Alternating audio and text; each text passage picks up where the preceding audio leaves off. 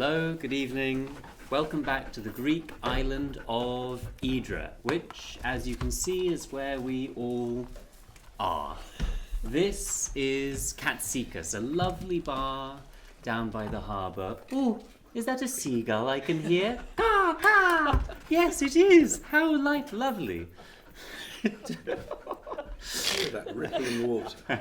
Now, if you'd been here back in 1960, you might have seen all sorts of famous faces sat at these tables. Artists, writers, musicians, Leonard Cohen and Marianne. Ooh, Illen. You sit there. Axel Jensen, the brilliant, tragic Australian couple, George Johnston and Charmian Clift. This place has fascinating history. You might even say it has ghosts. My mum's new novel, A Theatre for Dreamers by Polly Samson, is based on this island in 1960, and to read it is to be transported there. The book was released last week and it's already had an incredible response. It's shot into the bestseller list at number 2, and the reviews have basically been 5 stars all round. We're all very, very proud. Aww. Thank you, everybody who's bought it. Yeah, and I'm sorry, but I am actually going to have to read out a few excerpts from some of the reviews because they've been so fantastic. I'm not sure Barbunia's in. Babunia, come here. Come and listen to the reviews. Come on, closer. Sit. Now listen to the reviews. Listen, good boy. The Observer says, A Theatre for Dreamers is at once a blissful piece of escapism and a powerful meditation on art and sexuality. Just the book to bring light into these dark days. Cosmopolitan says, This radiant novel will transport you straight to Greece, a blessing at a time when most of us are stuck in our homes.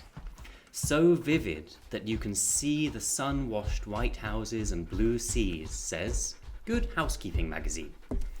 So thank you everyone who bought a copy, and thanks for all your lovely, lovely comments. We'll be doing a Q&A in a few minutes, so if you have any questions, get them in now and we'll try to answer as many of them as possible. And don't forget to like, share, comment, and push that little smiley face emoji thing, because we'd love to see that. Go on, push it. Push the smiley face emoji. For those who didn't tune into the event last week, we're not actually on the Greek island of Hydra. This is just a set designed and built by Yanina and Gabriel, who's off camera doing technical support. Come on, Gabriel. Come and take a bow, Gabriel. Hooray! Built and designed by Gabriel and Yanina. We're not actually in a bar by the water. We're all under lockdown together in England. You have to add an in. What? An in to the bar.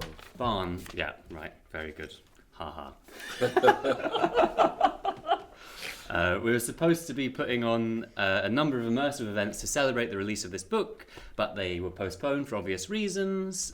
Last week we thought we'd use the set to give people a little taste of what the events will be like, and we had so much fun doing it we thought we'd just come back and do it again. Not exactly the same, there are going to be a few changes and surprises thrown in. So, Okay. welcome to Hydra in 1960. Let's start things off with a reading from the book. Okay, thank you very much. Sunshine stalks us. It binds us to the rocks, casts us in bronze. It sharpens shadows, blazes the mountains, strikes the white walls so they almost blind us. We slake our thirst with retsina and beer, live on fruit and salad and bread. The thought of cooked food makes everyone feverish. We take long siestas among the fir trees with our many new friends and bob around in the merciful blue sea, making plans for sundown and nightfall. We hop like fleas from bed to bed.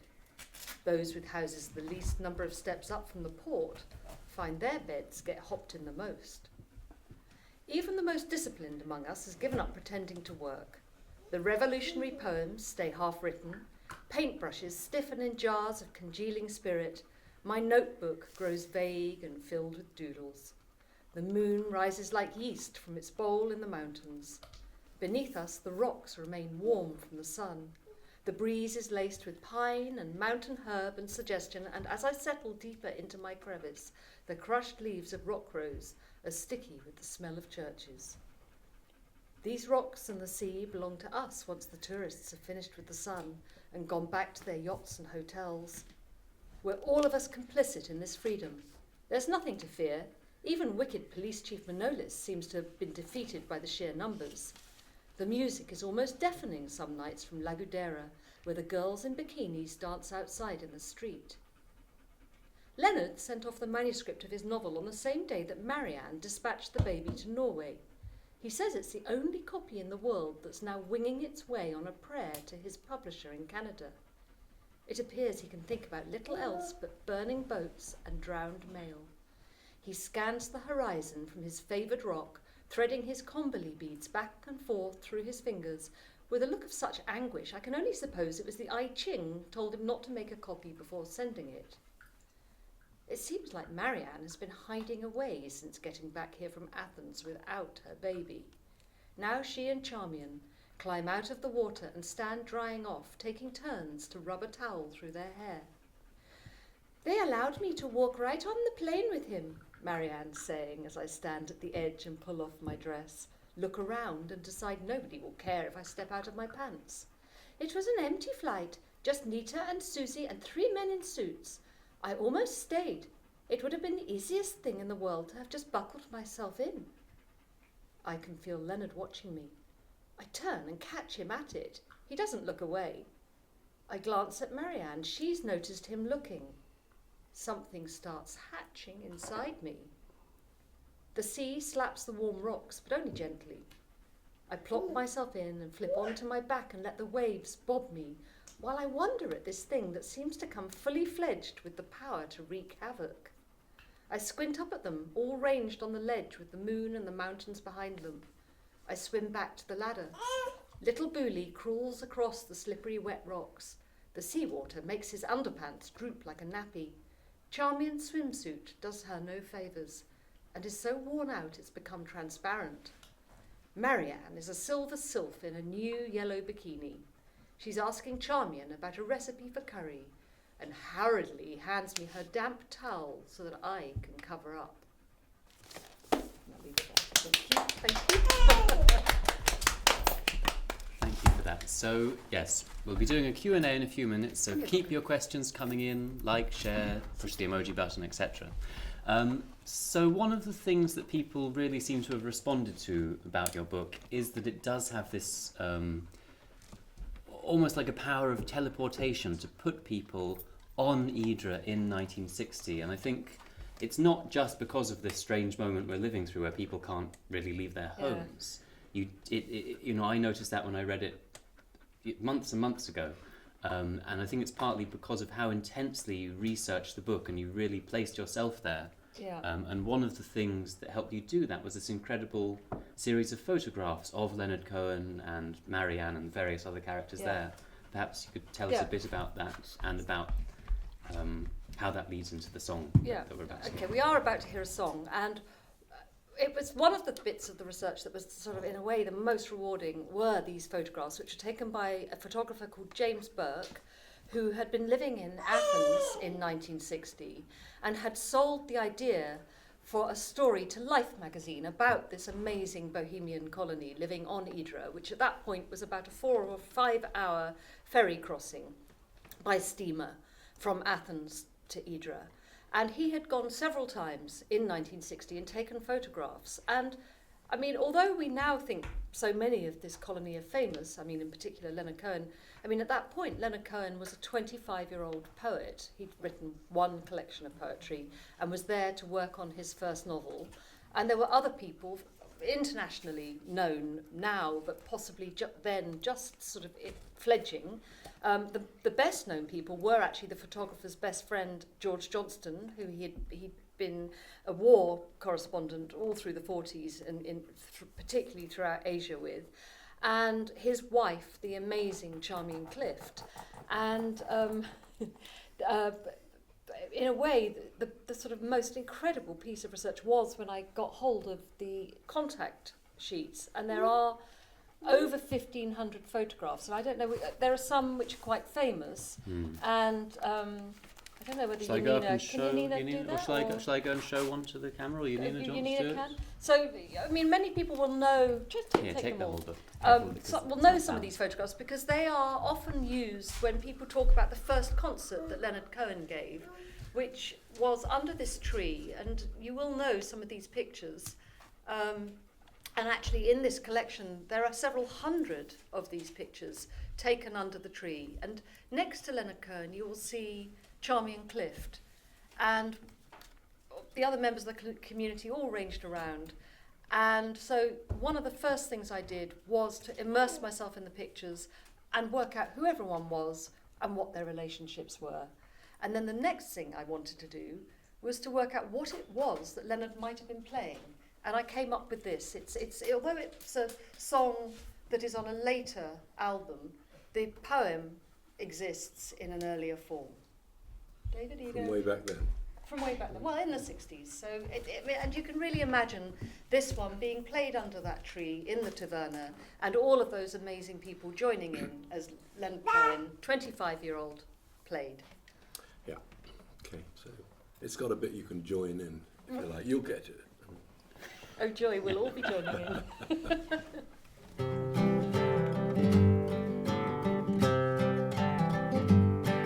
I touched you once too often.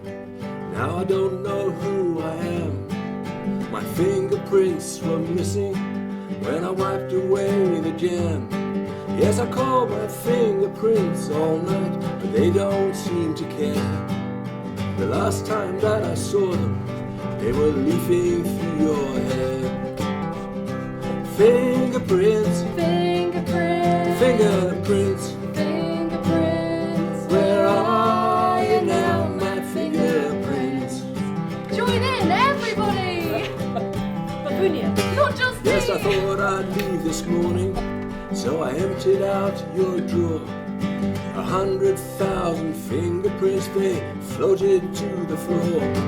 You hardly stop to pick them up. You don't care what you lose, and you don't even seem to know whose fingerprints are whose. Oh, fingerprints, Fingerprints, fingerprints, fingerprints. where are you now, my fingerprints?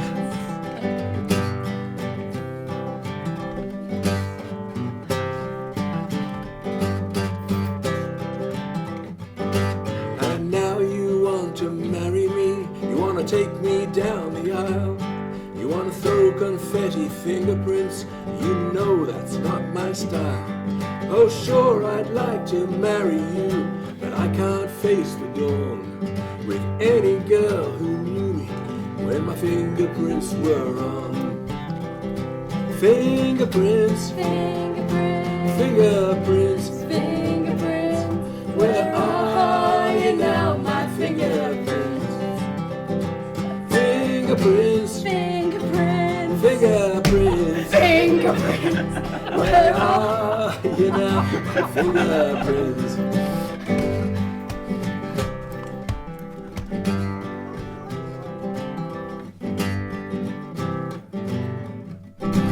Whew. Well done, Beautiful singing, everybody. thank you. So that was Thanks, Fingerprints by Leonard Cohen. Now, oh no, okay, ignore that. Just a thought. No, next week. So now on to the questions round of the show. Quick fire round. We're going to try and answer as many questions as we can. So get your questions in. We'll be taking some that were submitted before the thing, but if you do them now, we'll also answer your questions. So fire away about the book and, you know, whatever really. Mostly about the book. To be honest. On topic questions, please. So let's have some from Facebook. Christine Stansfield. Hello, Christine. Christine says, I've just finished reading your book and I am missing the characters and the island. I don't want to move on. How long does it take you to move on and be able to write another book with a completely different storyline and characters? Oh, I can't imagine writing another book at the moment. I still wish I was writing this one. I had so much fun writing it. And in fact, there is a shed just over there where I still almost imagine my characters still live there, because that's where all my research materials are. And during this lockdown, I have, even though I finished writing the book, most days gone and sort of sat in it and thought about them, and I still dream about them. So I can't, I mean, there will come a time, but it's not yet. I'm still very much in it. Steve Pierce, hello Steve, says, didn't think I would get a copy in lockdown, but my son managed to get one online and it was signed. Did you actually sign these books? Brilliant if you did, Polly. Yes, she did. Did you actually sign these books? I actually did sign these books, and I can tell you that there are still signed copies at a wonderful bookshop called Newham Books. They're on Twitter, and another bookshop called Much Ado Books, which is quite local to here. And they have signed copies, and I've signed them all myself, and both bookshops do wonderful work in their own communities, and I would thoroughly recommend getting them from them. Lee Preston says, you're a great writer and the book is speaking for itself, but please tell me that tune David was playing at the start. Ah, well, that tune is actually for a song that grew out of this book, and which was supposed to be premiered this week when we were doing our shows at Central Hall, Westminster and other places, but we could never complete the song because the lockdown happened, and so there are missing parts, but he still plays bits of it, and we can't wait for everyone to hear the whole song. Lovely. Well, it did start as the theme music Yes. for your cover reveals and things like that. Yeah, That's what it was originally written for, but then it became a song. Eleni in Leeds says, I've always thought the 60s were a time of liberation and freedom, but this doesn't seem to be the case for the women in your novel. Why not? Oh, because it's the novel is mainly set in 1960, and the 60s didn't begin until 64, or certainly it didn't begin until women had access to the contraceptive pill, and also, even in the 60s, women couldn't have financial independence. It was not until 1970 that Germaine Greer, for example, wrote The Female Eunuch, and I'm not sure what date it was that women were able to get things like a bank loan or to get a flat of their own without some guarantor by a husband or a father. And so, yes, the 60s, it's a bit of a myth that women had great equality. They really didn't. And in fact, in many ways, they still don't. Right. That's that question answered. Next question, Tony Taylor Helser. Hello, Tony Taylor Helser. Is there any part of the story that you took from anyone in your life? No details necessary. So I guess that's a yes or no. Yes or no? Kind of sometimes and occasionally, though David was about 12 in 1960. How old were you in 1960? 14. 14. So of no use to me at all, because I really needed someone a bit older. Rob Maniam, sir. Did you write the book on the island? If not, do you have a special place for writing? In silence, alone, or with help from family? God, no, absolutely no help from family. Even the dog isn't allowed in. I mean, they help, obviously, in research and things, but the writing bit, I have to be completely silent. I work in a shed, but actually with this book, I had an incredibly lucky other place where I wrote, which was in the house of Charmian Clift on Idra, where she wrote so many of her books, and where George Johnston, another character in the book, wrote his. So that was fantastic. Okay, Thank you, Michael Pelikanos, if you're watching. We're getting lots and lots of questions coming in live. We're going to be moving on to those very soon. Keep them coming in. We see lots of great questions coming in live, so thank you for those. A practical question from Christopher Bowman. How do you order a copy? Thank you. Go on. Well, How do you order a copy? I think Waterstones has copies, Amazon has copies, and as I've said, Newham Books and Much Ado Books both have signed copies, and I would thoroughly recommend getting them from them. All these links are on your Facebook page, Polly Sampson. I think they are. Yeah, I hope they are. and your Instagram and things. Yeah. Yes, they are. So we'll move on to some questions from Twitter. Then we'll go in a few minutes onto some live questions. Tamsin on Twitter says, how did you go about planning and structuring a theatre for dreamers? Absolutely loving it so far. Thank you, Tamsin. Quick answer. How did I go about structuring it? I don't know. It had many All right, next versions. question. Deb Rose, after your brilliant research, is there a part of you that's sad that it's over? God, so sad. I love being lost in it. Right. I'd like to still be lost in it. All right, next question. Christine in Athens says, what drew Leonard Cohen to Idra and what led him to stay? What drew him was the idea of somewhere sunny and beautiful to write a novel where there was really cheap rent, and what led him to stay actually was charming Clifton George Johnston, who taught him everything about writing and how to live on a Greek island and be a writer. According to him. According to Leonard himself, yes, he credits him with that. Larry Kerrigan says... Hello, Larry. Hello, Larry. Did the large lot of Leonard Cohen letters that were recently auctioned help you in creating your characters? They didn't, actually, because they were auctioned after I'd finished writing. But what I had to then do was read them and check that all my research was correct, and thank the Lord it was. Sarah Gwyneth Hook, what was the most difficult part of writing this book? No most difficult part. I loved every minute. My heart used to beat faster every time I walked into my shed. Okay, we're going to move on to some live questions now. With you leaving your books behind, you're the only method writer I've ever heard of. So it's like you're losing a person. Yes, no, it's true that I do have to sort of walk around as my characters, and so it's very hard to cast off the skin of Erica, who is my narrator. We're going on to the live questions now. Where are people watching from? How many people are watching right now? 4,600. And from all over from the world. all over the world. Amazing. Well, thank you everyone for watching. We hope you're enjoying this, obviously. We're going to move on to some of your live questions now. Jerome Baudier in Paris says, when did you start the first words of the book? Specifics, please. Oh my goodness, no, The very I can't. first Okay, words. well, the very first words actually were probably just before Leonard Cohen died, and I was finding it so difficult because I felt completely hamstrung by the idea that I might run into him. Val Wolfe, are Polly's photographs featured in the book? No, there are no photographs. Next. It's a novel. Steve Gervais, Polly, you write well and read well too, thank you. That's more of a comment than a question, lovely. Steve. Thank you. I'm not ungrateful.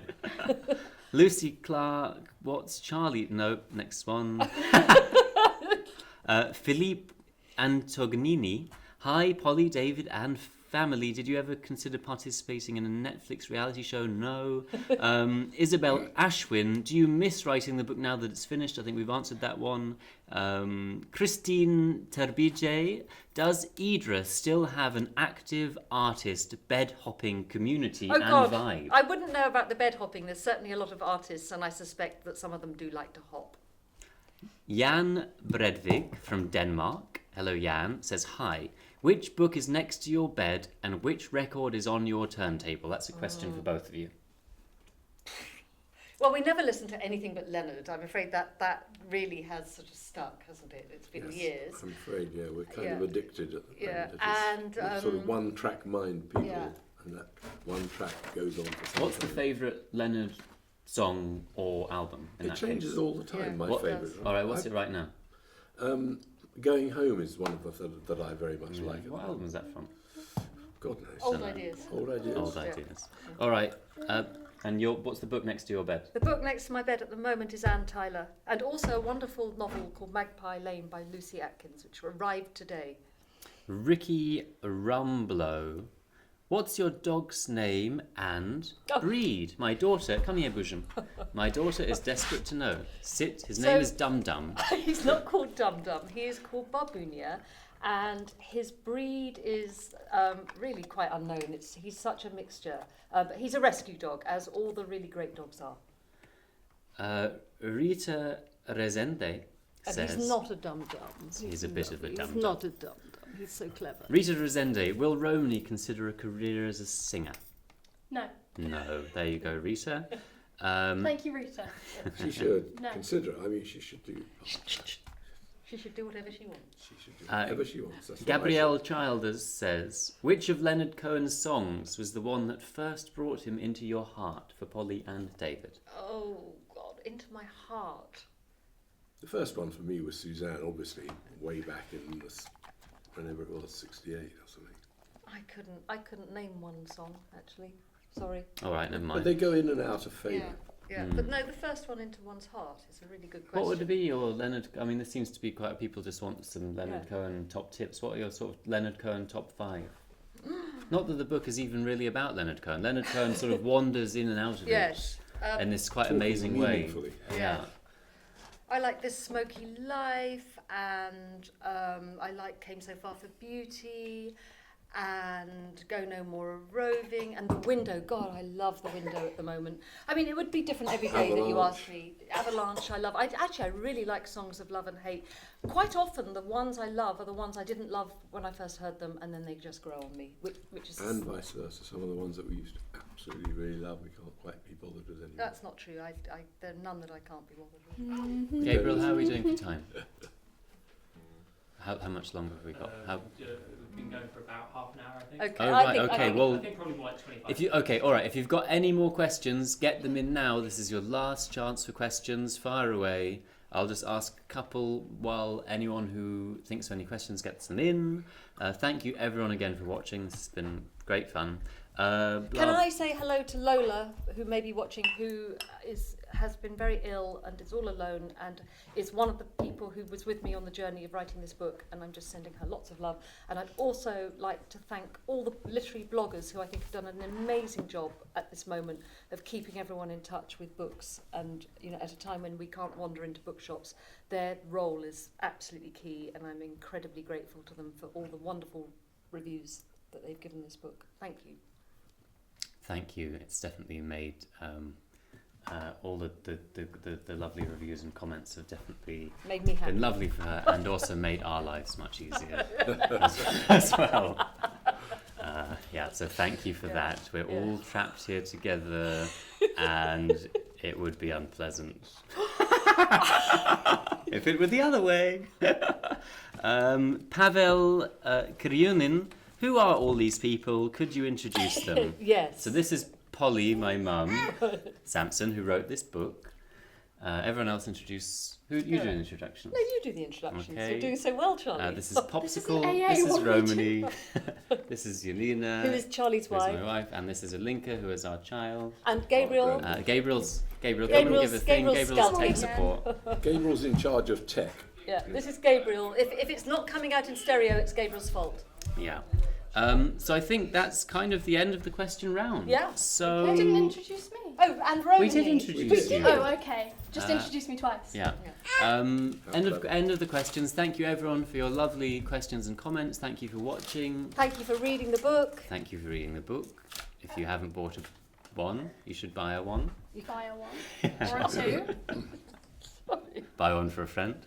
Or borrow one yeah. from a friend. Buy one for a friend. Actually, you can't because Yeah. you can't go anywhere. And now here's another song. Why are we having this song? This is Well, this our is way a of saying goodbye. but it's also Leonard, a song that is sort of relevant because it's in the relationship with Leonard and Marion. I loved you in the morning, our kisses deeper and more, your hair upon the pillow like a sleepy golden storm. Yes, many loved before us, I know that we are not new. In city and in forest, they smiled like me and you. But now it's come to distances, and both of us must try. Your eyes are soft with sorrow.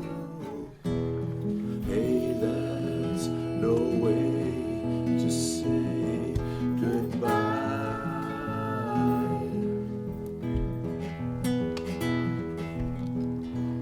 I'm not looking for another as I wander in my time. Walk me to the corner, our steps will always rhyme.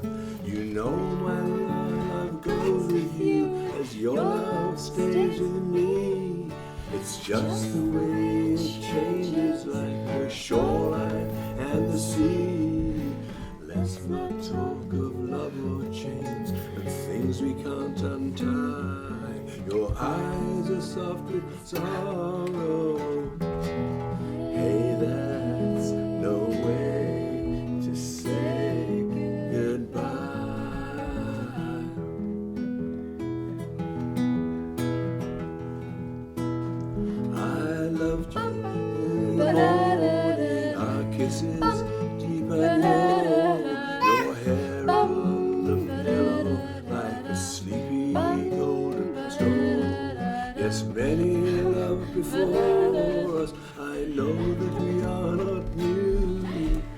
city and in forest, they smile like me and you. Let's not talk of love or chains, of things we can't untie. Your eyes are soft with sorrow. Hey. Oh, that's no way to say goodbye.